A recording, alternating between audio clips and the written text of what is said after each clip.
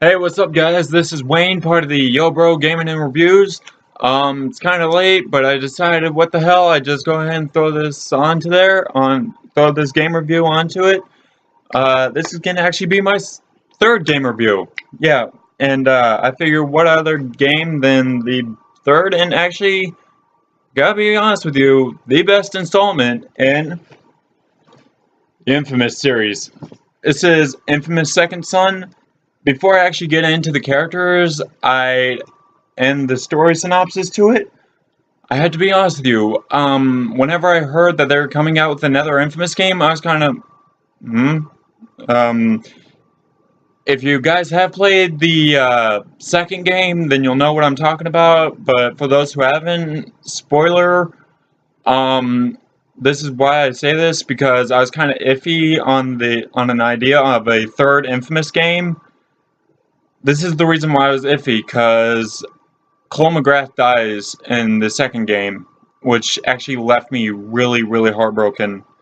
But anyways, now that that's out of the way, let's get on to the characters and how it opens up. The game opens up over a beautiful, beautiful scenery of an outskirt town of Seattle, Washington. And this isn't a made-up area, whatever, that they came up with. No, they actually went to Seattle in this game, in which case I was really, really, really excited for.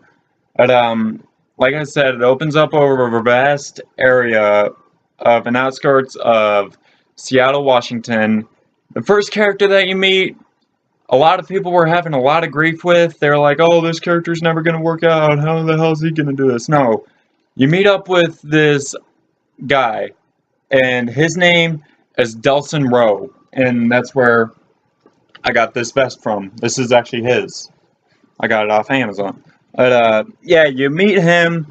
He's kind of a delinquent, as they would call him, but he's just doing his own thing, living his life the way that he would want to. And you just see him, he's doing his thing, spray painting, graffiti, stuff like that, doing whatever he wants to. He just lives his life. He's got not a care in the world. And then he soon leaves after what he's doing, because he finds out that the cops have arrived. And he goes in through this building. He meets up with one of his best friends. She's an older lady, but she's like got that old like Aunt May charisma. Like, you don't do this, I'm gonna do this, and then we don't want to go through any of this crap. Probably the funniest character in the entire game. Her name is Betty. You meet her, and the first thing that she does is threatens you with a stapler. Like an office stapler. Not a staple gun. No, an office stapler. And I lost it after that. Like, I'm like, wow, this character is just all around hilarious. I loved her straight from the get-go. I just thought she was all around hilarious. And even throughout the entire game, even though you really don't see her all that much, but she does call you from time to time to check up on you and how you're doing. And even her phone calls are funny. But I know I'm speeding through this, but it's 8:46. I'm tired, just like Zach is. But let's roll on to the third character, and I'm putting these in order of the way that they appeared in the game. But the next character up is actually Delson's brother. Whenever the cops showed up, yeah, that was his brother. His name's Reggie. I liked him.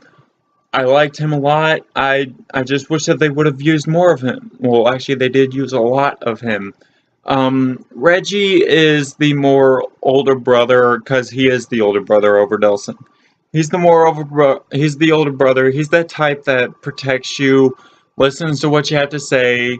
If you're going through hard times, then he'll help you out through anything that you got to do. But yeah, he's that kind of older brother. He's the kind of older brother that I'm pretty sure that all of us would want to have, and heck, I would too. But moving on, you find out that Delson and Reggie are both part of this Indian tribe. They're called Akomish. I don't know if that's an actual Indian tribe that they put into the game, or well, I'm not sure if that's an actual Indian tribe or one that they just made up for the game. I haven't done any research on it. But uh, this this truck crashes outside of where they're about to do like this Akomish party. Get down, get down. You hear a car crash, and you see that it was a prison transport. And on that transport, you come across this character that appears in the beginning of the game, and then towards the middle of the game. His name is Hank, and I met him in the game, and I'm like, okay, this guy can't be any good whatsoever. He's dressed up in an orange jail jumpsuit. What's he gonna bring to the game? And then you see it happen. You see it happen. This guy reaches towards this flaming truck like this thing is engulfed in flames. You see smoke come onto him. I'm like, uh, that's new. Okay. Like I was saying, this dude, he reaches towards a burning car, and then you find out that if you remember the terminology from the first game, the first and second game, there's these special type of beings called conduits, and pretty much they have the power to manipulate any sort of element, whatever it is. For Cole, he had lightning in the first game. In the second game, he got the power of ice and fire. I think it was fire. But in this one, they stretched that to a whole new level. But you find out that Hank is a conduit, and I'm like, wow, that's amazing. That's really cool. And then he's got Delson by the throat, pretty much holding him hostage from his brother. And he Delson reaches for him to try and get him off, and then you soon find out, without Delson knowing it, that he's a conduit himself. He didn't know about this at all from birth. He didn't know about this, much like a lot of them don't really know about it. And pretty much he gets the power of smoke. That's his first one that he gets. And people are thinking, how can you weaponize smoke? Trust me, you can. And he does it in this game a lot. But they go through him and Reggie, well, while Delson's figuring out how to get used to his powers, because he's never been a conduit before. Well, his powers have never been awoken him, and his powers have never been awoken in him before, so and he's never actually gotten to be a conduit, and so now it's his chance. But oh yeah, another character that I forgot to mention. Well, we're still leading up to this one, but Delson's getting used to his powers, finding out how they work and stuff like that. Then you come up to Reggie, find out that he's trapped underneath a truck, and you gotta help him. And while all this was going on, Reggie was off ahead of you, so he didn't see any of this going on. So Delson uses his powers to push this car off of him, and Delson's just losing his mind. Like, he doesn't know what's going on. He doesn't want any of this to happen. He even says, I don't know who I am anymore. I'm one of them, man. And then you see Reggie, like I said, the older brother that he is, comfort him and love him and stuff like that, and he said, "You're not one of them. You are not one of those conduits." He's like, "You are my brother. You are my brother." And so when they both get up, you go around to this whole area where you see a bunch of people that are part of the Indian tribe, and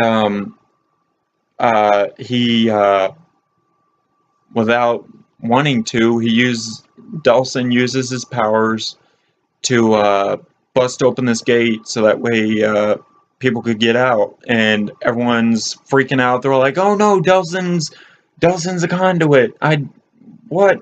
And then Reggie's trying to calm them down. They're like, "No, no, he's not. He's not."